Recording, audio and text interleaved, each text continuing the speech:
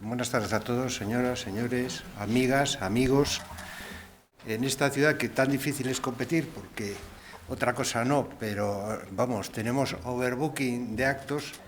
Hoy tenemos la inmensa fortuna de contar con dos personas pues, muy especiales, que son Tomás González Pérez y José Miguel Moreno Blanes, que van a disertar dentro del ciclo que la Real Sociedad Vascongada de Amigos del País ha organizado con el Ministerio de Cultura sobre el tema del hidrógeno verde como fuente de energía en el entorno de la lucha contra los efectos del cambio climático, ¿no? La Real Sociedad Vascongada, en su afán y ánimo de promover las ciencias y las artes, pues siempre mira hacia el futuro. Y esto es una buena muestra de cuáles son los objetivos que nosotros perseguimos. No todo es historicismo y mirar para el pasado, sino vamos viendo desde el presente hacia el futuro lo que está pasando. Y por eso este ciclo de conferencias, pues yo creo que es muy característico de lo que la Real Sociedad Vascongada es. En este caso concreto tenemos también que agradecer a IDON, que nos presta dos de sus más valiosos activos para que podamos aprender y tener conocimiento de una materia que probablemente no nos sea muy cercana, y tenemos la inmensa suerte de que contamos con don Tomás González Pérez, que es una nueva incorporación de la Real Sociedad Vascongada, que, como le decía yo antes, normalmente el problema del Alavés es que el Athletic Bilbao le ficha jugadores. Nosotros, en este caso, hemos fichado a Tomás, que es de Bilbao, pero que tiene unos vínculos importantes con Álava y con Vitoria, y que yo creo que es un activo importante para la sociedad en un campo como es el de la ingeniería. Él es socio director de lo que es la parte internacional de IDON y es un auténtico ilustrado, porque es cónsul de Brasil, miembro de la Academia Vasca de Gastronomía, es patrono de la Fundación Vicente Mendieta de Lamarri. Bueno, podía estar aquí como 2 o 3 horas leyendo su currículum y voy a prescindir de él. El otro día que hicimos el acto de entrega de las patentes de los nuevos miembros supernumerarios, él no pudo acudir. Y yo creo que este es un momento mejor que ningún otro, agradeciéndole encarecidamente la participación que ha tenido en este caso y para otros, y la disposición tan buena que tiene hacia la Comisión de Álava de la Real Sociedad Vascongada de Amigos del País. Pero bueno, yo creo que es un momento para hacerle entrega de la patente como tal, que bueno, para mí es una satisfacción personal porque es amigo mío y se la voy a dar yo en vez de Amparo, que es lo que debería ser. Amparo, muchas gracias.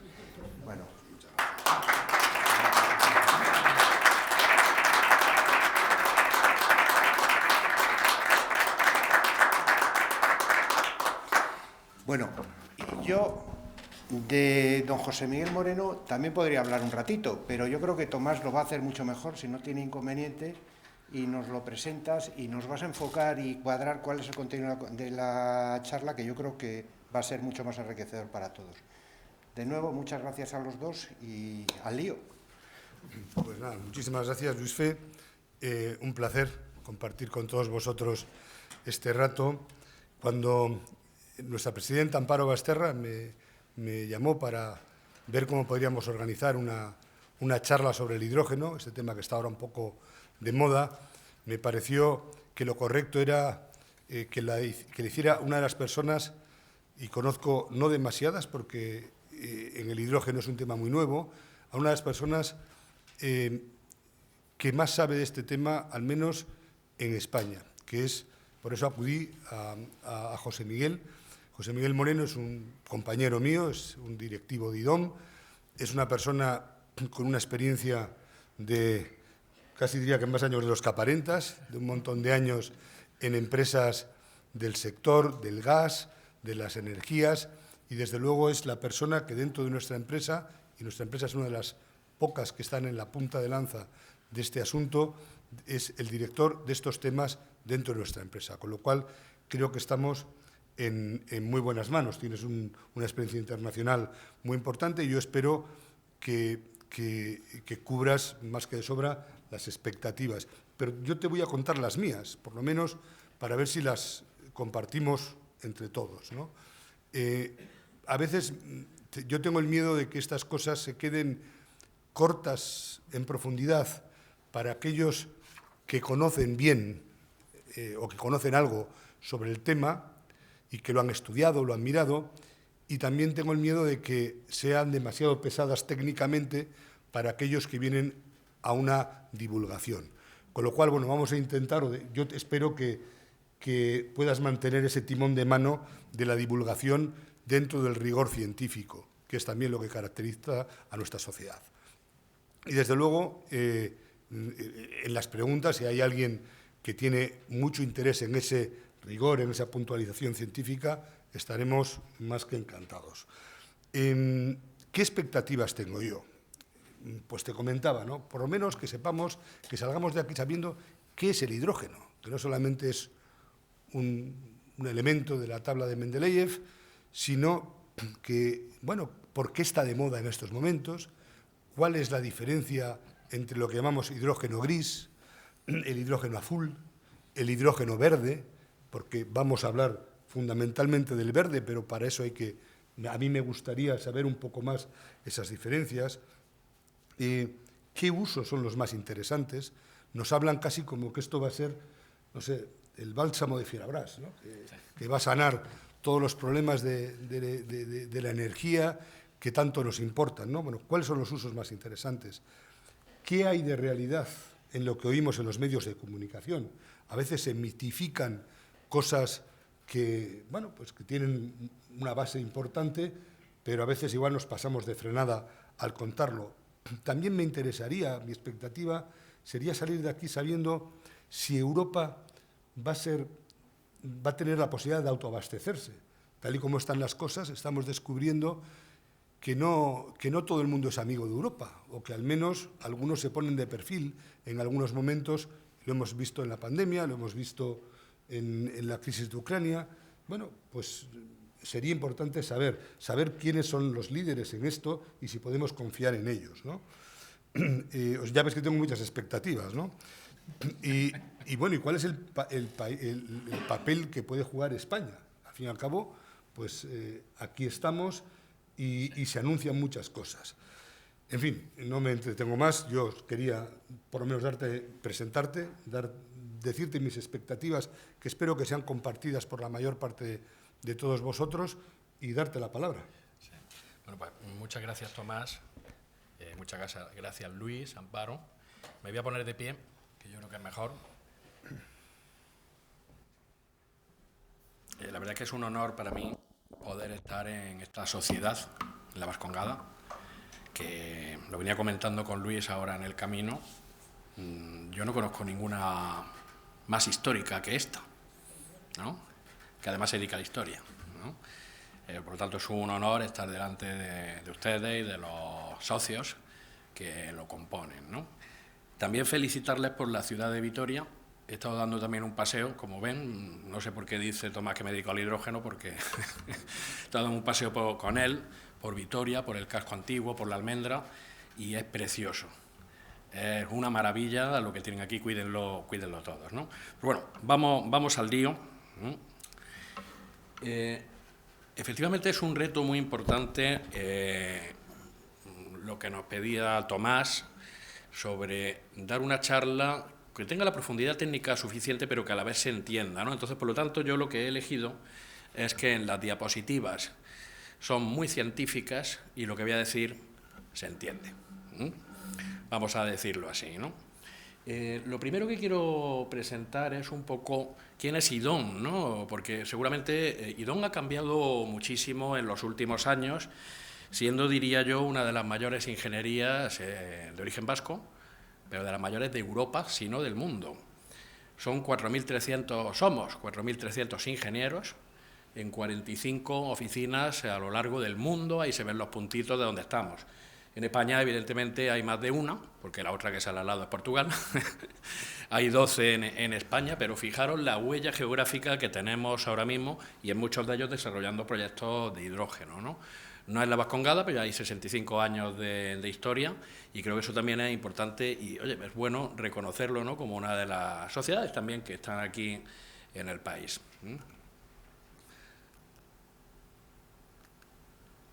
Vale, lo que vamos a ver son estos 5 puntos que he dividido yo. Uno, primero para explicar qué es el hidrógeno y algunas singularidades, ¿no?, para que nos quede más o menos claro cómo se obtiene y en qué se usa. Aquí vendrá lo del hidrógeno verde, gris, rosa, muchos que hay.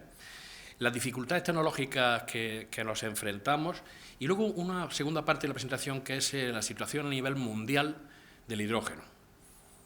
Dónde se produce, qué se está haciendo, qué planes hay en los diferentes países, cuánto dinero se va a invertir y demás.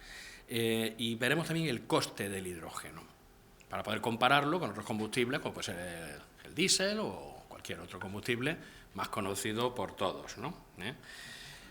Así que empezando, bueno, en cuanto a qué es el hidrógeno, bueno, lo primero es decir que, acordaros todos, que es el primer elemento de la tabla periódica, es el único del que nos acordamos todos porque era el primero, la H, ¿no? Es el más abundante del universo, el más abundante de todos, ¿no? Tiene otra singularidad, y es que no existe solo, siempre está combinado con otros elementos. Esto es importante porque para obtenerlo pues hay que separarlo, ¿no? Tiene otra cosa también importante, que al ser el primero de la tabla periódica, es el más liviano de todos. He puesto aquí un par de datos, como que tiene el 7% de la densidad del aire, y en caso de ser líquido, el 7% de la densidad del agua. Fijaros lo volátil que es y lo pequeñita que es la molécula, ¿no? Son solamente 2 átomos unidos. No hay nada más pequeño que eso conocido. Si lo comparamos con otras cosas conocidas, como son el gas natural, por ejemplo, que utilizamos en la caldera, ¿no? Bueno, pues más o menos es unas 4 veces menos denso que el gas natural. ¿Qué significa esto? Que en el mismo volumen, en 1 litro, pues hay 4 veces menos moléculas que las que tiene el gas natural. Y energéticamente, por tanto, si os fijáis, incluso a alta presión, como puede ser aquí, 200 bares, eso es muy alta presión, 3,8 veces menos, esto es gas natural, esto es hidrógeno. Claro, dice, entonces no tiene casi energía, pero sí, tiene 4 veces menos energía. Incluso en líquido, 2,5 veces menos. Para que sea líquido, luego lo comentaremos, hay que hacerlo a 250 grados bajo cero, que es muchísimo bajo cero, ¿no? Comparándolos un poco, digo para entender qué es el hidrógeno, comparándolo con otra cosa que sí más o menos conocemos, ¿no? Bueno, por lo menos existe, ¿no?, como es el gas. Pues fijaros, la densidad, como hemos visto, pues básicamente es como 3 o 4 veces menos, ¿no? Pero hay aquí una cosa curiosa, que aunque sean muchos símbolos y demás, hay una cosa curiosísima que le pasa al hidrógeno, que es esto. Si bien por metro cúbico 3,5 frente a 11, casi 4 veces menos que el gas natural, si lo hacemos por kilos, en masa, si lo hacemos por kilos, el gas natural tiene 15 unidades energéticas, las que sean, por kilo, y el hidrógeno 40, 2,5 veces más. Bueno, ya ahí empezamos a ver que esto tiene cierto interés, ¿no? Claro, otra cosa importante, el gas natural es incoloro, el hidrógeno también, es inodoro, el hidrógeno también. El gas natural huele mal porque se le pone un componente para que se huela por seguridad, que se llama odorizar el gas. Pero en su estado natural, si no se hiciese eso químicamente, es inodoro, no huele a nada. Bueno, pues el hidrógeno también es inodoro, pero además no se puede odorizar. Mala suerte.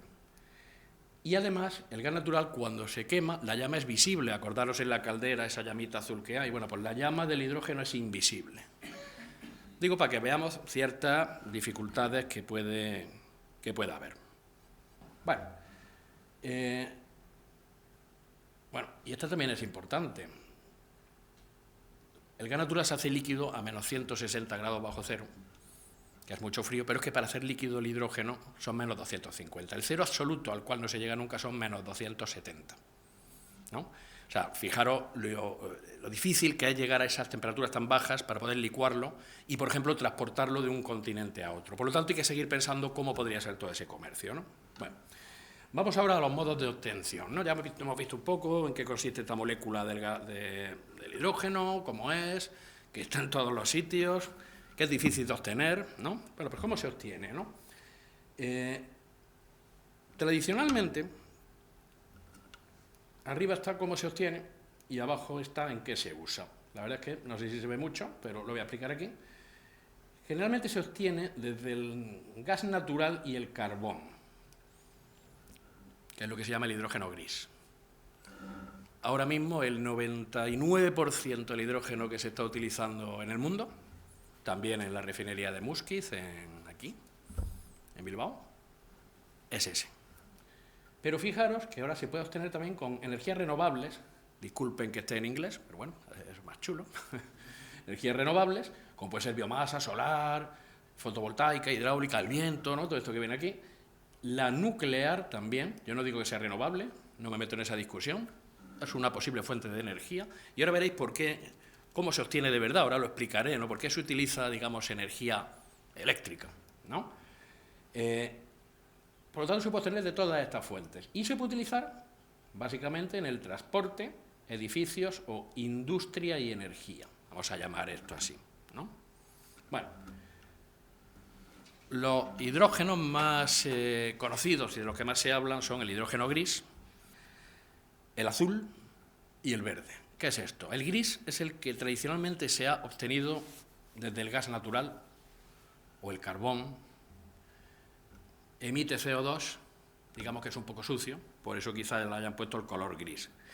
Si yo en ese proceso de refino para obtener el hidrógeno capturo el carbono, el CO2 que emite, lo capturo y lo encapsulo con filtros, de la manera que fuese, entonces ese mismo hidrógeno se llama azul.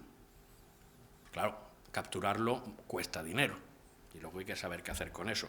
Y luego está el hidrógeno verde, que es el que aparece aquí abajo. El hidrógeno verde se obtiene desde fuentes de energía renovable. Ahora seguidamente explicaré cómo exactamente, ¿no? Y no emite CO2.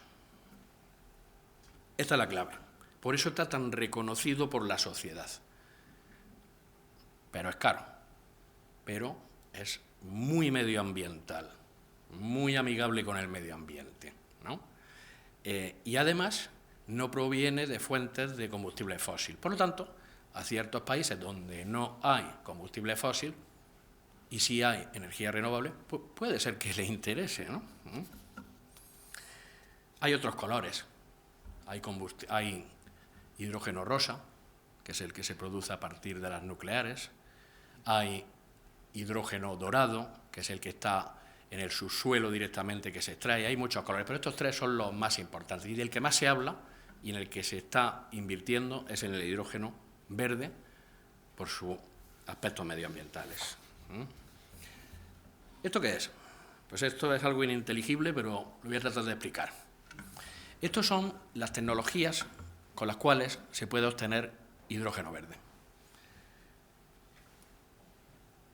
Esta es una especie de reloj donde se ve aquí cuando están en etapa de laboratorio, cuando están en etapa de demostración o cuando son comerciales. Y esta de aquí, la más comercial que esta. Empezando por aquí, que es lo que hay que saber, esto se llama Alkaline Water Electrolyzer. Estos son electrolizadores, que el electrolizador es el equipo que obtiene el hidrógeno. Ahora os enseñaré uno. Pues hay electrolizadores alcalinos y electrolizadores PEM, que son Polymer Electrolyte Membrane. Bueno, pues membrana de electrolito polimérico. Esos son los dos comerciales que hay. Y son como si fuese coches diésel y coches gasolina. Son iguales de buenos, son competencia, ¿no? Y estos son los dos comerciales. Está el SOEC, que es realmente Oxide Electrolyzer, Solid Oxide Electrolyzer, que es otra modalidad que hay, pero que fijaros que está aún en etapa de demostración. Y esto lo vais a ver mucho, y se habla mucho con los entendidos de tecnología PEM o tecnología alcalina. Bueno, está bien conocerlo, ¿no? La más desarrollada es la alcalina y la segunda es la PEM. Pero la PEM es mejor que la alcalina técnicamente. Lo veremos un poco. Esto simplemente lo pongo para que entendáis cómo se produce el hidrógeno. Vamos a verlo en la tecnología alcalina. Esto es un cubeto, podría ser un vaso lleno de agua.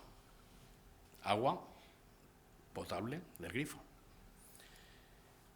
Estos son dos electrodos que son como si uno introdujese dos conductores, dos cables, separados por un diafragma aquí. Bueno, pues si uno introduce esos dos electrodos y da energía eléctrica, el agua que hay aquí, lo que pasa es que se queda el hidrógeno aquí. Acordaros que el agua es H2O. Recordemos esto, H2O. Pues la H, que es el hidrógeno, se queda a la derecha y el oxígeno pasa a la izquierda. Ambos en formato gaseoso. Pareciese que se evaporase. Evidentemente se recoge arriba con unos tubitos y el de la derecha será hidrógeno y el de la izquierda será oxígeno, en el caso de este dibujo, ¿no? Esto sería tecnología alcalina, con agua, ¿no? Pero la PEM, acordaros, Polymer Electrolyte Membrane, PEM, es muy parecido, y también usa agua, pero hay una membrana polimérica y el agua además entra así, como atravesándola, ¿lo veis? Como atravesándola. Bueno, pues otra tecnología. Esto lo explicaré ahora. Y la que no está todavía comercial, pero casi, es lo mismo, pero con una membrana cerámica. Bueno, digamos, diferentes laboratorios han desarrollado diferentes marcas, han desarrollado diferentes tecnologías, las patentan, unas son mejores que otras, y volviendo, ¿veis? Estas son las que ahora mismo están aquí. Pero fijaros, que esto no lo he dicho, nueva generación de PEM, alcalina y de SOE, que están por aquí, que están llegando a ser comerciales, ¿no? Veis que esto es muy súper sencillo, o sea, cualquiera lo podría hacer en casa. Y generas hidrógeno. Sí, sí, todo es así. Bueno, ¿en qué se usa el hidrógeno? Bueno, aquí yo he hecho una gráfica mía de diferentes usos, por ejemplo, la industria, en el corto plazo, medio plazo y en el futuro, que nadie lo conoce. Si yo lo conociese no estaría aquí, estaría jugando al golf en las Bahamas, ¿no? Porque esto se trata de invertir en el sitio correcto, pero lo interesante aquí es que actualmente los usos actuales, que lo pone aquí, aunque no se vea, es la industria. Por ejemplo, en las refinerías o en la fertiberia, en los fertilizantes, ¿no? En el sector transporte no se está usando, incluso ni en el corto plazo, hay pilotos, demostraciones, primeros desarrollos, luego hablamos un poco de qué hay en España y demás, ¿no? Pero sí se piensa que en el mediano plazo el transporte pesado puede usar hidrógeno. Luego, si queréis, lo vemos un poco, ¿no? Y a lo mejor en largo plazo el transporte ligero. Ya en largo plazo hay una pequeña nebulosa, no se sabe muy bien qué será o no será, pero bueno. Lo que sí está claro, por ejemplo, inyección a red. Esto es muy interesante. ¿Qué es esto? Esto es en la red de gas natural, de la cual hay miles de kilómetros en España. Podríamos introducir un porcentaje de hidrógeno que va mezclado con el gas natural. Por ejemplo, el 5%. Actualmente se está permitiendo, depende del país, entre el 1 y el 10%. No se está inyectando porque todavía no es económico.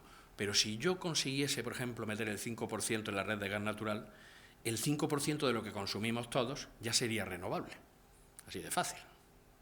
Luego es más complicado todo, pero en principio veis que sería así de fácil y todos nos volveríamos un 5% más verdes con la calefacción, la cocina o lo que fuese, ¿no? Y no estamos todavía usando los coches, ¿no? Bueno, esto sí va a pasar en el mediano plazo, inyección, porcentaje creciente.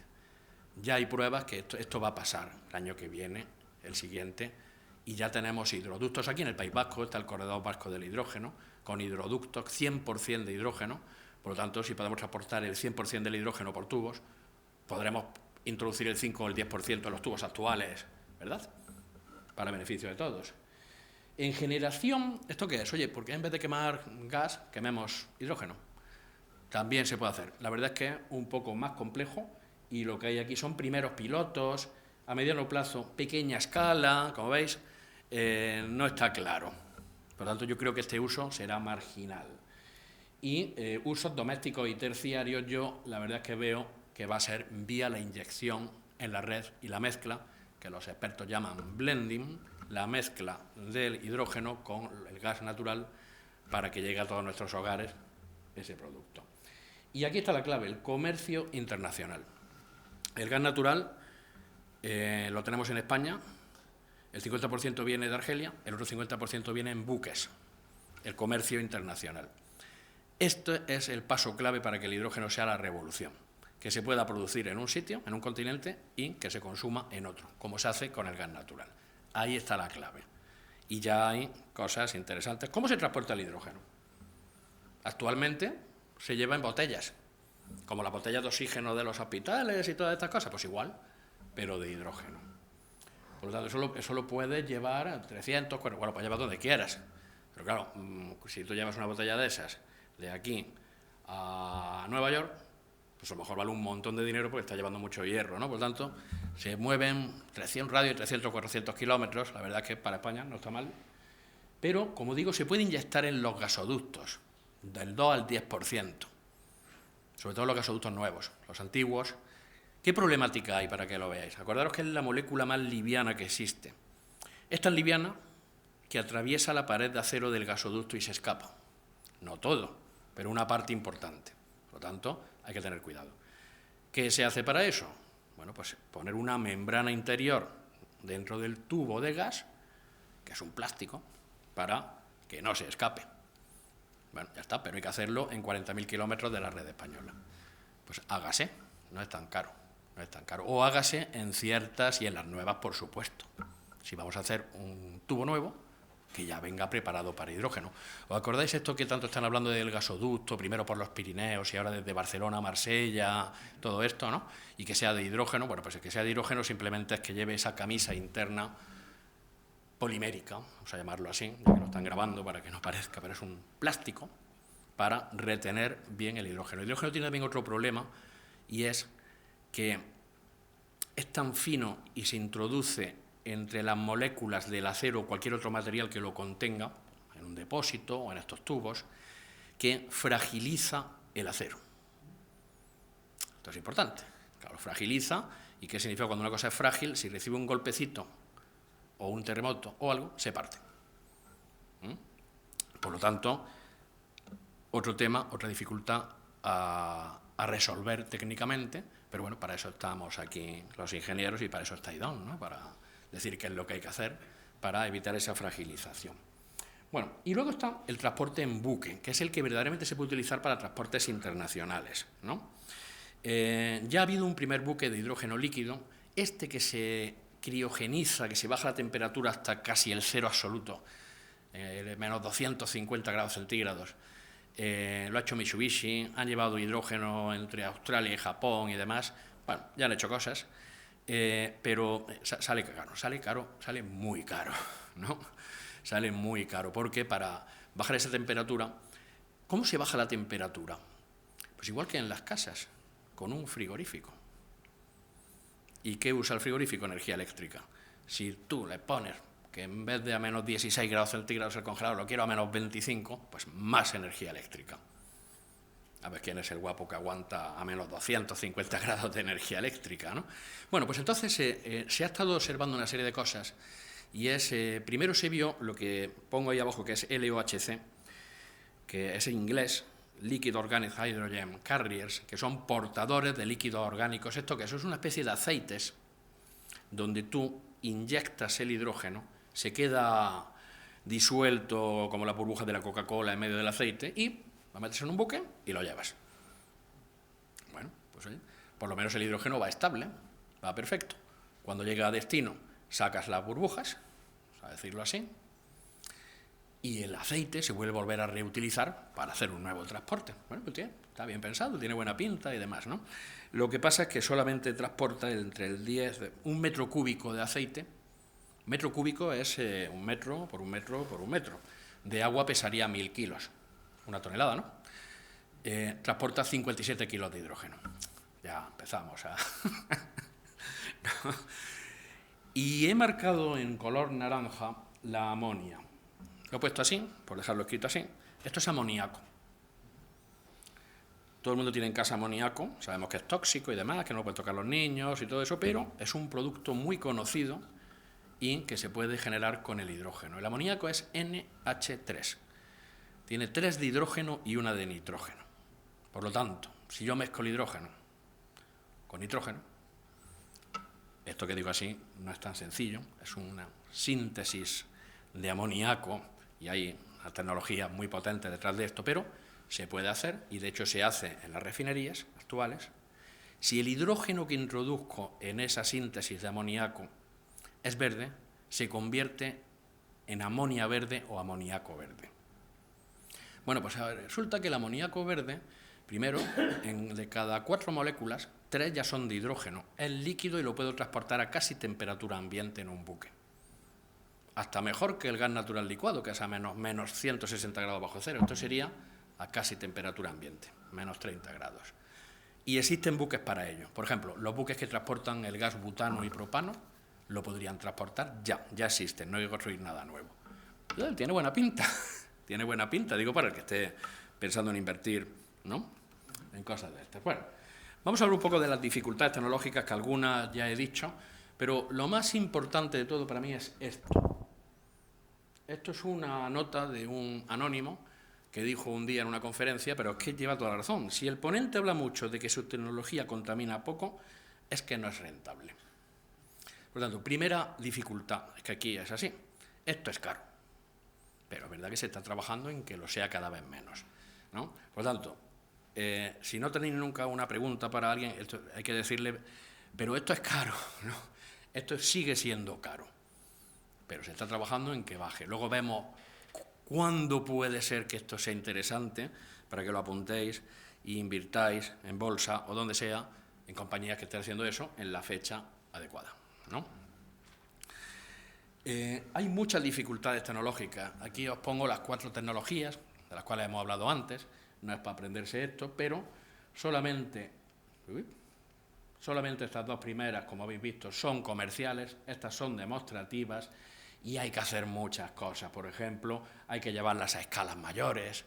O sea, por ejemplo, las pilas de combustible y electrolizadores que existen ahora mismo de estas tecnologías, a lo mejor son de 100 kilovatios. Pero es que ahora veréis proyectos reales donde se está hablando de hacer 100.000 kilovatios. ¿Cómo hacemos esto? Ponemos 1.000 de esas juntas o hacemos una más grande. ¿Tenemos fábricas para hacerlo? Bueno, todo es nuevo, es que es así, es nuevo, pero con criterio detrás.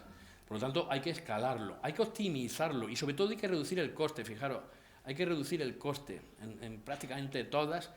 Y esto de aquí, reducir los materiales raros.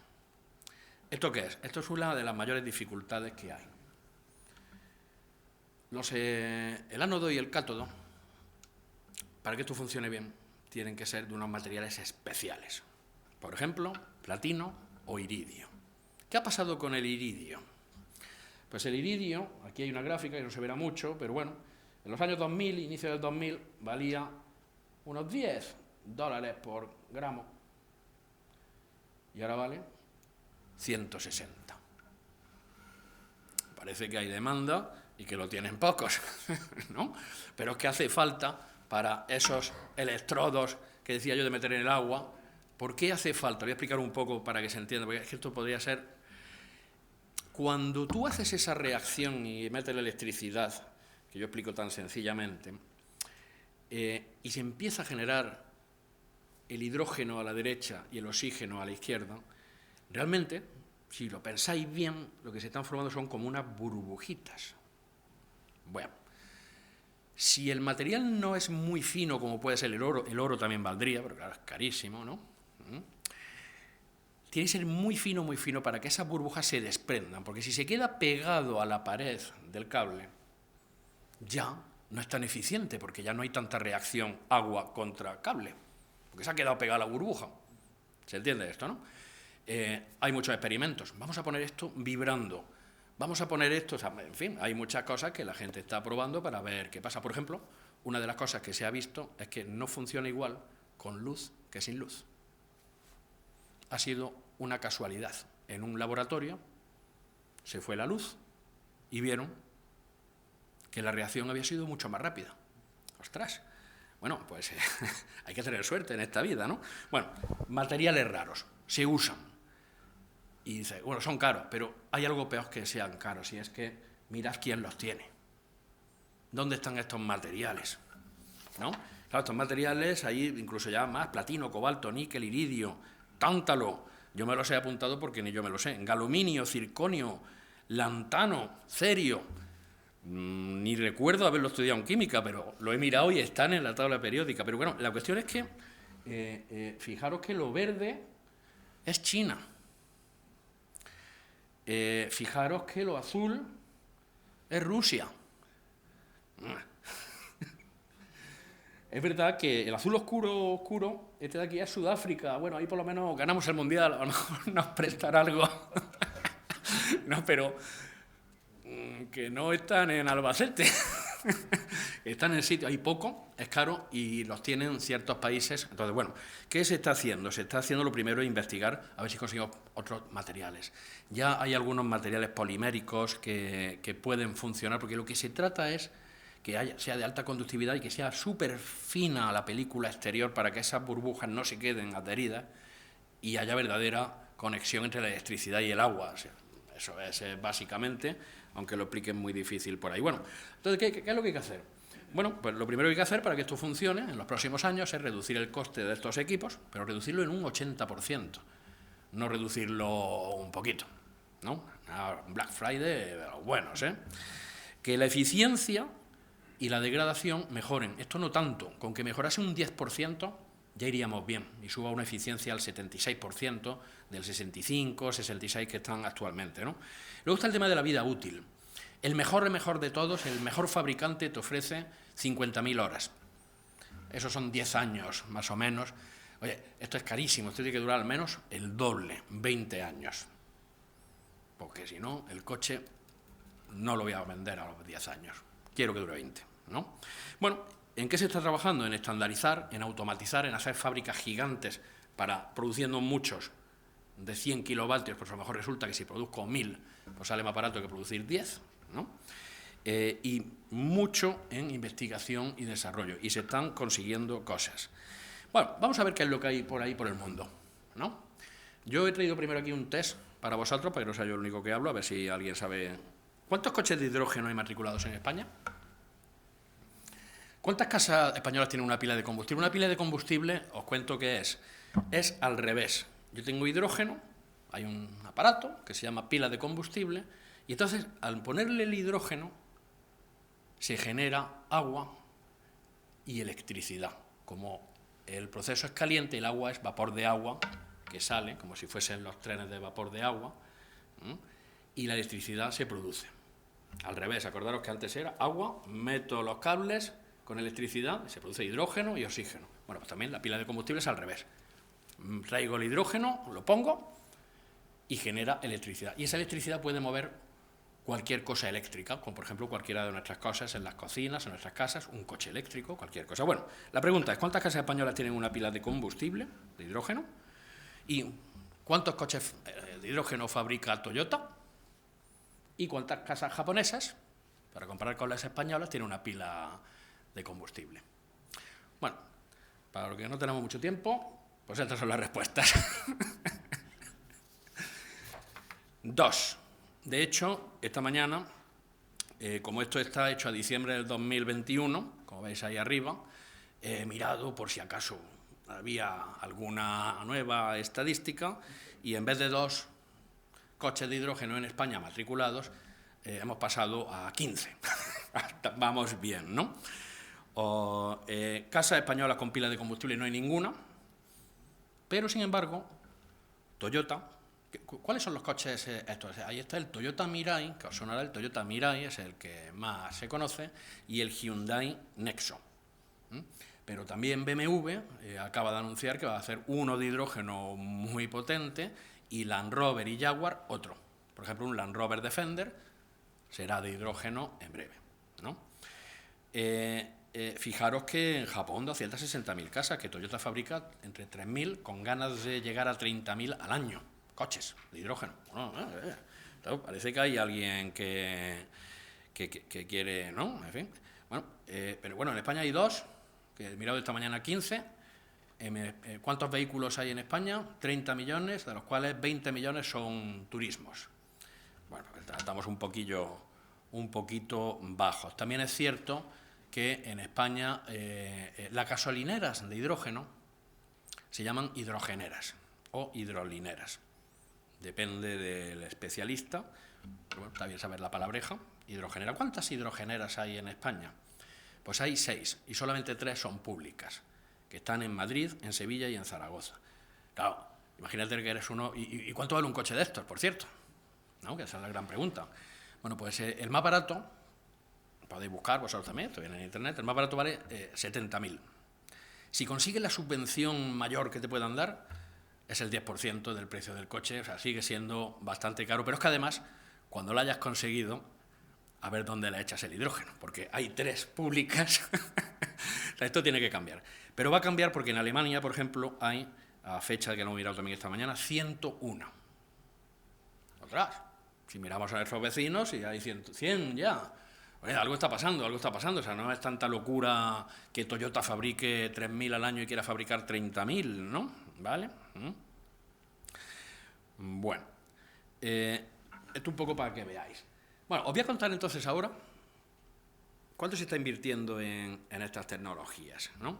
Esta primera gráfica es del año 2018, hace 4 años, es que esto está cambiando mucho. En el 2018, si os fijáis, yo os lo voy a leer.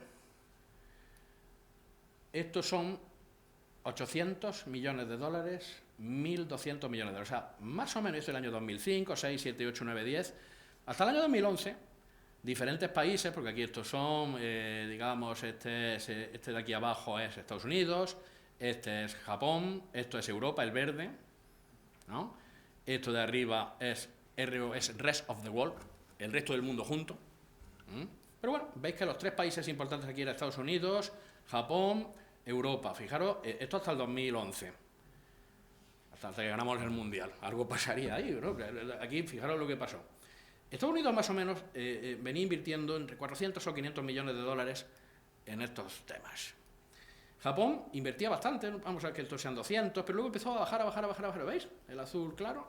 Y Europa empezó con 200 y acabó invirtiendo 500. O 400, no sé, pero bueno, como que duplicó. Pero aquí pasó algo y todos bajaron. Bueno, lo que pasó fue la crisis del petróleo, donde todo el mundo vio, igual que la que estamos sufriendo ahora del gas, donde dijeron, atención que a ver si no vamos a tener energía ni hoy, ¿no? Bueno, pero a lo que voy, fijaros que por lo tanto entre todos, por ejemplo en el 2018, 700, 800 millones de dólares a nivel mundial. Año 2022. Llega la Unión Europea y dice 4.560 millones de dólares. La Unión Europea, en la gráfica anterior, más o menos 300 o 400. Bueno, pues por 10 o 15 veces. Ojo. Aquí esto es muy significativo. Esto no se ve nada, pero bueno, por países, nosotros estamos aquí, España, que parece poquito, son 400 millones, es el PERTE que sale, que se ve ahí en la prensa, el PERTE, proyectos de hidrógeno, 400 millones, es más de lo que invierte Estados Unidos en las gráficas anteriores, ¿lo veis? O sea que es muy, muy gordo. Más cosas aquí, bueno, se aprueban 5,2 billones, son 5.200 millones, la Unión Europea, y lo que quiero que veáis esto, eso es una estrategia aquí al 2030 y con foco al 2050 de que sea neutro todo, ¿no? Pero fijaros aquí los proyectos elegidos en esos 5.600 millones de euros, 5.200, perdón. ¿Cuántas banderitas de España hay? ¿No? Fijaros que tenemos el primero de todos aquí, hidrógeno Bay of Biscay, el vasco, en el tercero aquí, Petronor Resol, pero que también aparece aquí Cartagena, también aparece aquí Aboño, que si no recuerdo mal es Teruel, Los Barrios de EDP, España, que es Cádiz, Iberdrola, no dicen dónde es, será por aquí, espero, ¿no? Pero aquí tenemos Endesa, aquí, Caecius, el IAM Caecius, aquí, que ese es el de Teruel, este de aquí de Aboños es en Asturias. Bueno, de 20 proyectos, 5 son españoles. Algo está pasando. Nunca en la vida he visto yo que España lleve la delantera en nada, especialmente en tecnología. Bueno, pues algo está pasando. Yo creo que debemos de apoyarlo. Pero es que ahora, si yo digo, oye, ¿cuáles son los mayores proyectos del mundo? Pero a fecha de hoy. Jolín, es que este 1, el tamaño del círculo es el dinero. Este 1 está aquí. Realmente son estos 4 juntos porque es un corredor de toda Europa, pero básicamente está en España. Es el mayor con diferencia. 67.000 megavatios. El siguiente es la mitad, que es en Kazajistán y no tiene nombre. Por lo tanto, yo en ese no invertiría. José Miguel, tenemos que hacer las preguntas. Vamos, disculpa que te interrumpa, sí, pero hay... Perfecto. Bueno, simplemente contaros 240.000 millones de euros en estas bolitas, que son los proyectos que están previstos, de los cuales 100.000 millones ya están en ingeniería o estudios, de los cuales 22.000 millones ya están en ejecución, que son estos de aquí. Y fijaros la densidad de las bolas donde está. Y bueno, pues oye, simplemente os voy a poner aquí esto que creo que sí interesa. Todo interesa. Más o menos el hidrógeno renovable está costando ahora mismo a unos $4 el kilo de hidrógeno. Este es el precio del gas natural actualmente entre estas dos rayas. Año 2019. En el 2030 empezará a ser rentable. En el 2050 absolutamente rentable y por debajo del precio del gas natural. Creo que esto es una información interesante para aquellos que deseen invertir en estas cosas, para tener un orden de magnitud de cuándo hay que meterse en esto, ¿no? Y voy a terminar con unas frases de Julio Verne. En su libro La isla misteriosa dijo: sin carbón no hay máquina y sin máquinas no hay trenes, ni vapores, ni fábricas. Acordaros que en esta época no había ni gasolina, ni diésel, ni nada, solamente había carbón, ¿no? De lo que exige el progreso de la vida moderna. ¿Pero qué se inventará? ¿Qué se quemará en vez de carbón? En el libro viene esto, ¿no? Bueno, pues fijaros lo que dijo, ¿no? Agua, respondió Cyrus Smith. Amigos míos, creo que el agua se usará un día como combustible, que el hidrógeno y el oxígeno que la constituyen, utilizados aislada y simultáneamente, producirán una fuente inagotable de calor y de luz. El agua será el carbón del futuro. Y muchas gracias. Preguntas, por favor.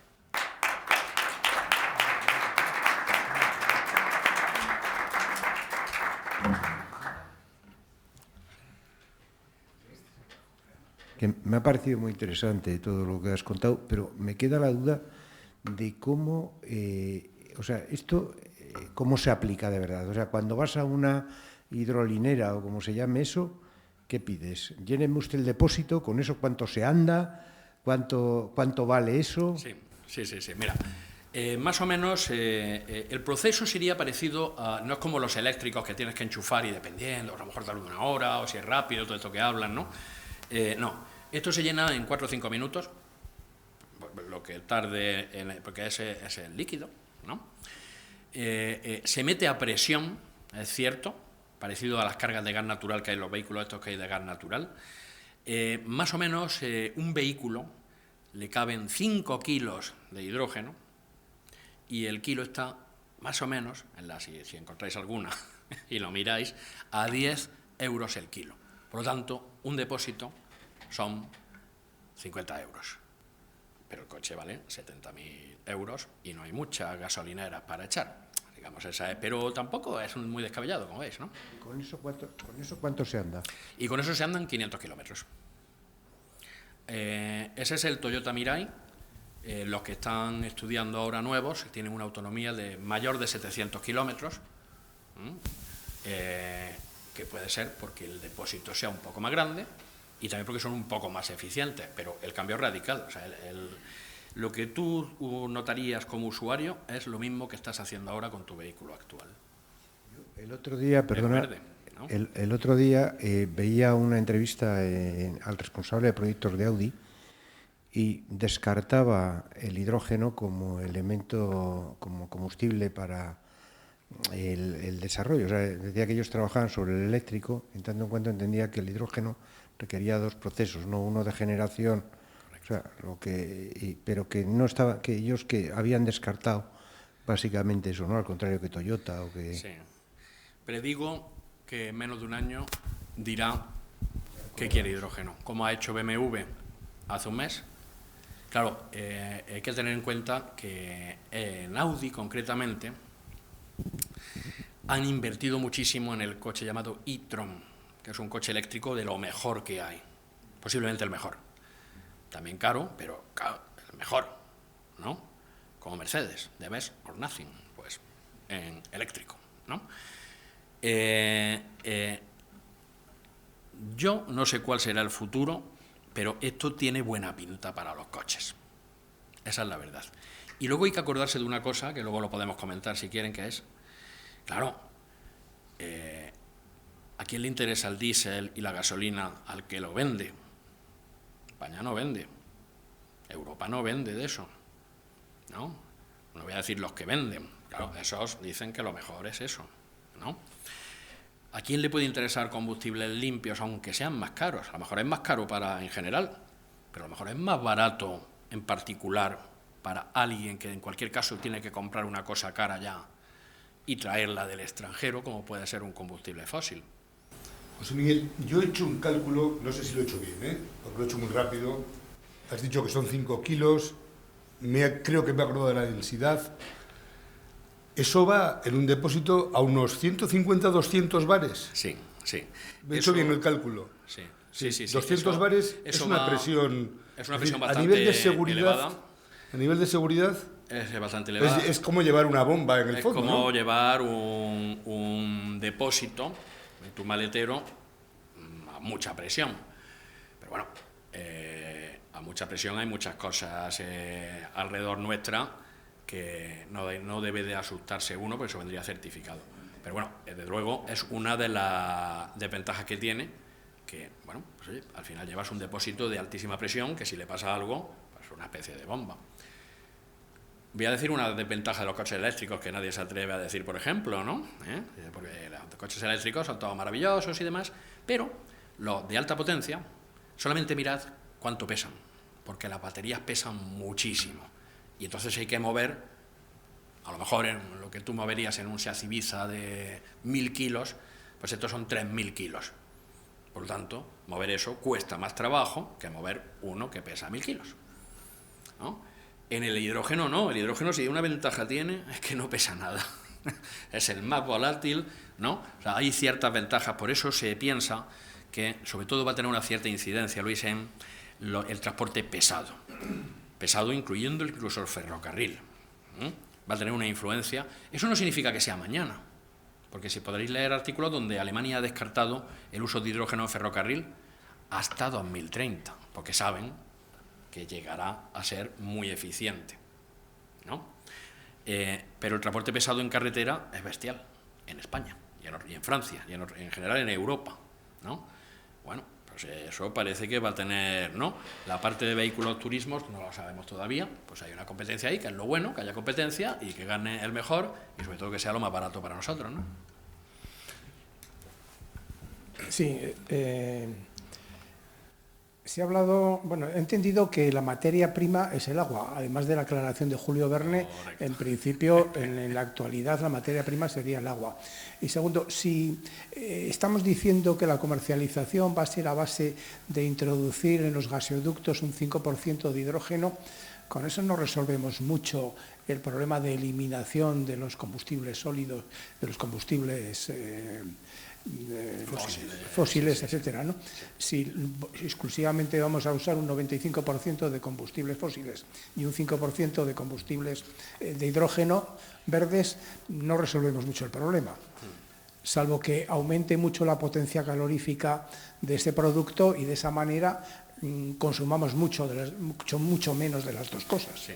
Bueno, muchas gracias por la pregunta. Efectivamente, los medios de comunicación hacen que tendamos a pensar que esto es o todo o nada, como superverde 100% o nada, y eso no es así. Aquí luego esta presentación la tiene, por supuesto, la sociedad y está a disposición de todos ustedes. Y vienen también ahí mis contactos por si me quieren llamar a preguntarme lo que sea, ¿no? Esta gráfica muestra cómo estamos en el año 2020, donde se consume hidrógeno verde un 0%. Esto que aparece aquí es hidrógeno gris.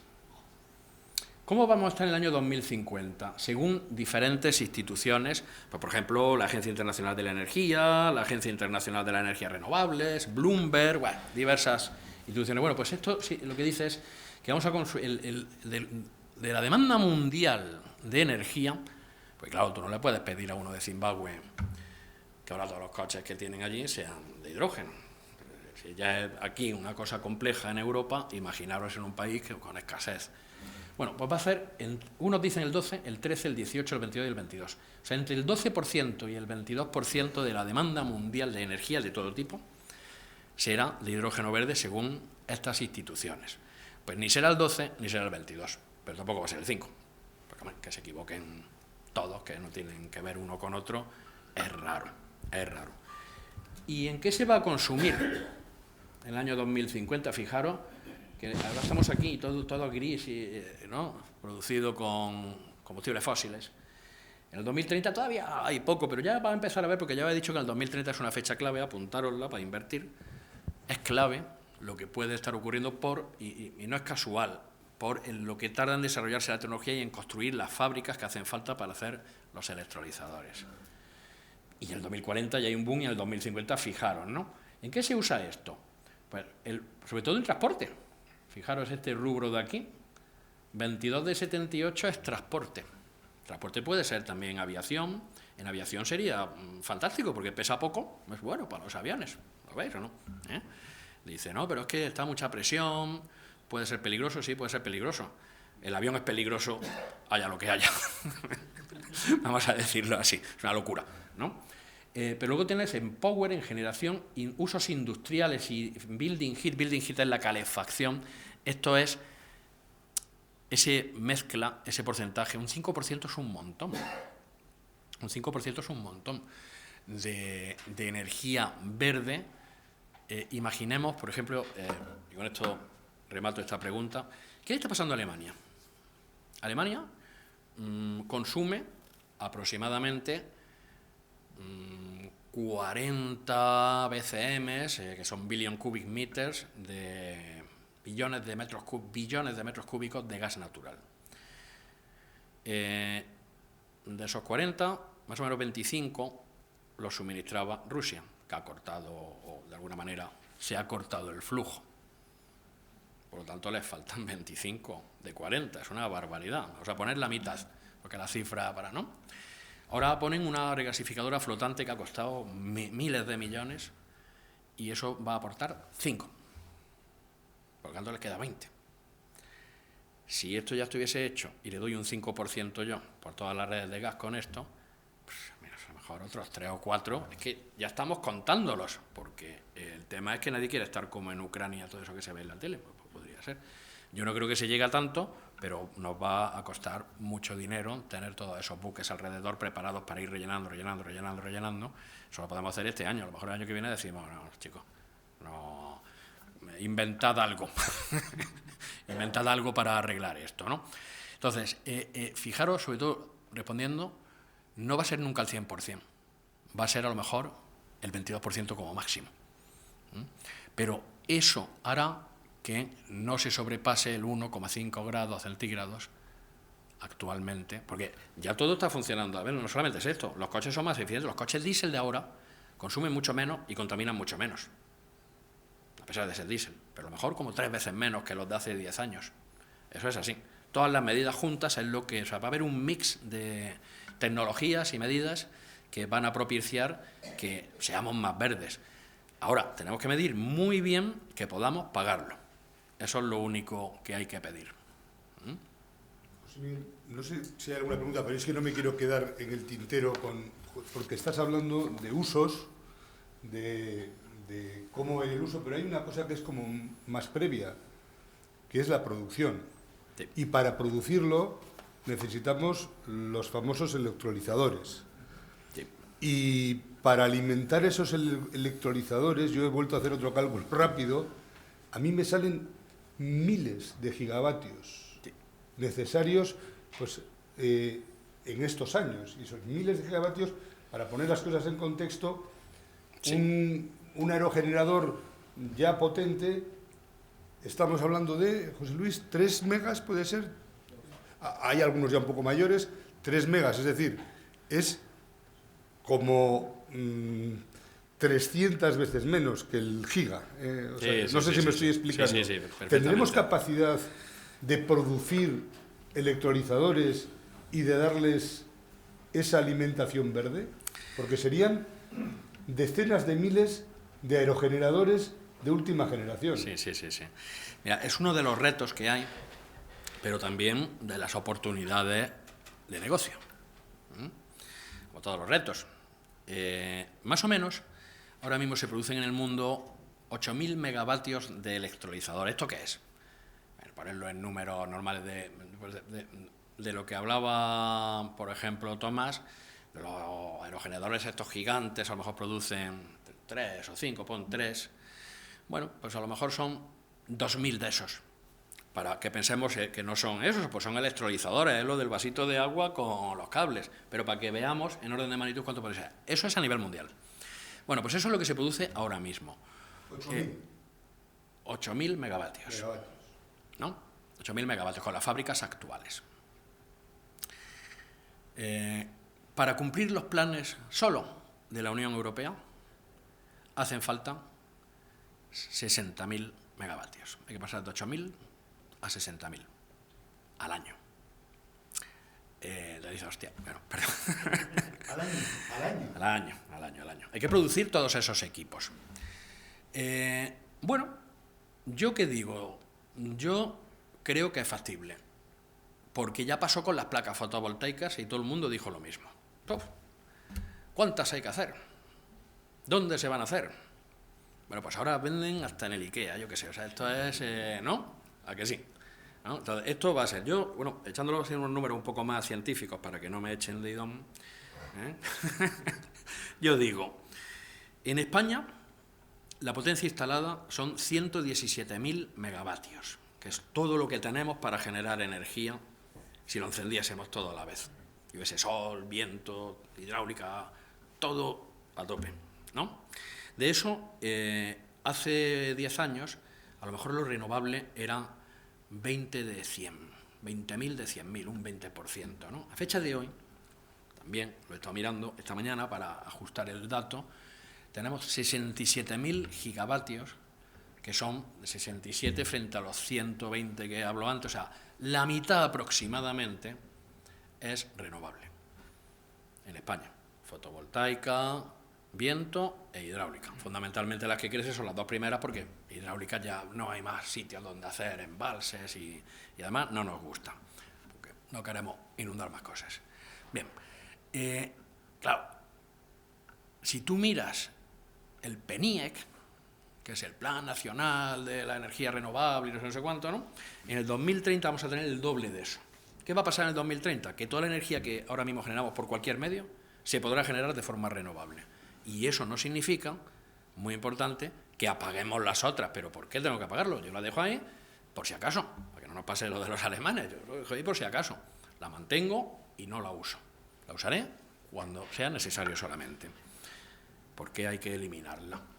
¿No? Que además vale dinero eliminarlo. Bueno, entonces, ¿esto qué significa? En el mundo hay 3.000 gigavatios, 3 millones de megavatios. En España, 100. En el mundo, 3.000. Están pasando cosas parecidas. Lo que pasa es que en España tenemos suerte porque podemos tener muchas renovables. Eso significa que el hidrógeno aquí va a ser más barato que en otros sitios del mundo. Y además estamos cerca del que lo quiere, que básicamente es Alemania, ¿no? Lo que sí es cierto es que va a haber que tener, se calcula aproximadamente unas 100 megafactorías de electrolizadores, de las 7 o 8 que hay actualmente, igual por 10. Y esto, bueno, pues hay que ver. ¿Dónde se producen actualmente estos equipos? Más de la mitad en Europa. Y Europa, dentro de sus planes del plan de transición energética y los fondos que se están suministrando a los países, una de las partidas más importantes es para estas fábricas, para intentar que esa tecnología se produzca en Europa. Y no es ninguna locura, como la eólica. La eólica ni los chinos han podido con eso. Eso es la mitad se produce en Europa, el 25% en Estados Unidos y luego están Japón, Corea y China. Claro, ¿qué ha pasado? Si leéis, si buscáis ahora electrolizadores, China, pues ¿qué va a salir? Pues una cosa que es cierta, y es que los electrolizadores en China, nosotros lo sabemos de los proyectos, están empezando a ofertarse a 4 veces más, 4 veces menos que los europeos y americanos. Nos podríamos reír de ellos, pero es que ya pasó con las placas fotovoltaicas. Entonces, ¿ellos qué hacen? Ellos hacen equipo de menor calidad, pero mucho más barato, y dicen, cómprate más. Si se te rompe, pues pones otro. Y lo tiras. Igual que en las placas fotovoltaicas. No sabemos qué pasará, pero hay un cierto riesgo, y sobre todo, acordaros del iridio y el platino y todos estos materiales, ¿quién lo tiene? Entonces, en España va a ser muy difícil que seamos productores. Pero hay una pequeña oportunidad para los industriales españoles, que es la siguiente. Como vamos a ser un gran productor de hidrógeno, puede ser que por primera vez que sepamos exportemos energía en vez de importar energía, ojo, eso puede cambiar la vida de España. Pero para los industriales, claro, si yo voy a ser el productor de energía, ¿dónde van a estar los electrolizadores? Pues van a estar en países como España. Entonces, a lo mejor lo suyo es producirlos cerca de donde los voy a instalar, para ahorrarme ese coste de transporte. Por ejemplo, hagámoslo en el País Vasco. ¿Por qué no? Entonces, ya hay, si veis, ahí ciertas empresas que están abriendo fábricas en España, como Nel y demás. Entonces, hay algunas empresas españolas, pero va a ser muy difícil porque hay gigantes por ahí, pero creemos que eso puede ser una oportunidad para los industriales, en las zonas industriales típicas españolas, puede ser en toda España, pero evidentemente no va a ser en medio del campo, será donde la industria está implantada en España, ¿no? De que también se produzcan aquí muchos de esos equipos y eso traiga mucho PIB y mucho trabajo para poder luego instalarlos en España y vender energía hacia el exterior. José Miguel, nos habían dado 1 hora, creo recordar. Llevamos hora y 10, yo estoy encantado, me aprovecharé de que te tengo cerca para las dudas que me han quedado. No sé si hay alguna, desde luego vamos a quedarnos aquí un rato, o sea, que nadie se vaya a casa con esa duda que le corroe, o sea, que estaremos por aquí, pero creo, si os parece bien, pues damos por... Primero, te agradecemos mucho todo lo que nos has contado. Esto está disponible, a disposición de todos vosotros, y desde luego también están tus datos para que si cualquiera tiene esa duda que le corroe o ese tema, porque estos temas de moda a veces los leemos en el periódico, y bueno, hoy yo desde luego he aprendido algunas cosas y he cambiado algunas de las prioridades. Pues muchísimas gracias, y muchísimas gracias a todos vosotros por haber compartido este rato, esta 1 hora y 10 ya. Pues muchísimas gracias.